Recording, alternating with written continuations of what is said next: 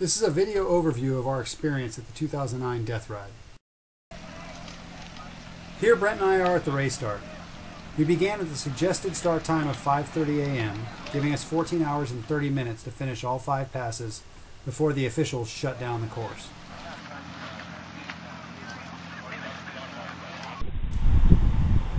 This is me headed to the first pass. This is about the only flat section on the entire 129-mile course. Brent has already pushed ahead and is probably starting the first climb already.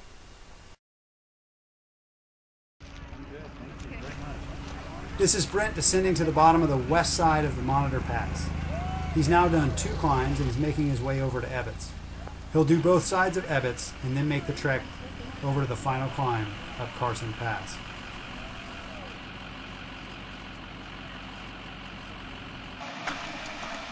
Here I am coming into the second sticker station, which is at the bottom of the east side of Monitor. Each rider gets a sticker for completing each pass, so having 5 stickers is the way a rider can prove he did all 5 passes.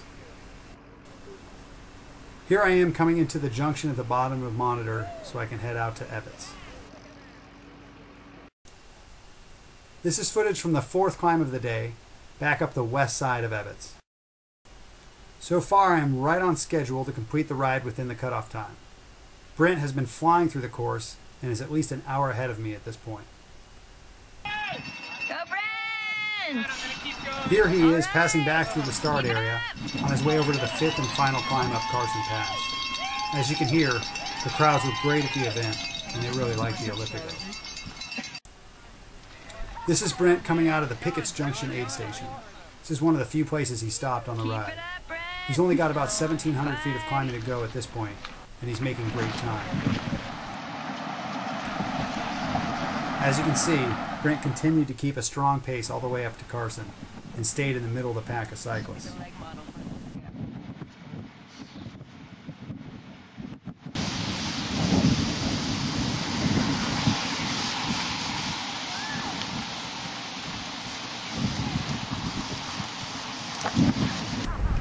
Meanwhile, I have descended the 4th pass and am headed over to Carson. Brent's feeling good, getting closer to the top and pushing the pace.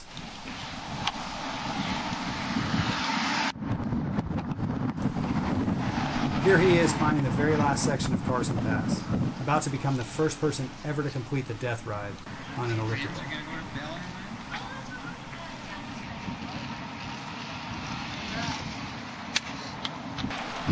Right about the time Brent is completing the race, I am hustling along to get to Pickett's Junction before the cutoff time of 5:15 p.m. so I can attempt the Carson Pass as well. I make it with 20 minutes to spare and head off to complete the final pass.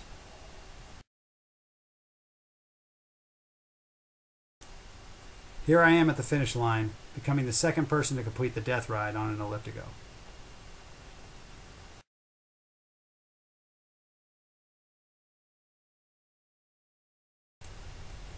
It was quite a day for everyone involved. Brent and I set new records for distance and elevation gain in a single day on an elliptical bike. What was more impressive was that Brent completed the event in well under 12 hours, which we estimate put him in the top half of all participants. About 40% of the entrants don't complete all 5 passes, so the fact that we both made it is a testament to how well the ElliptiGO performs.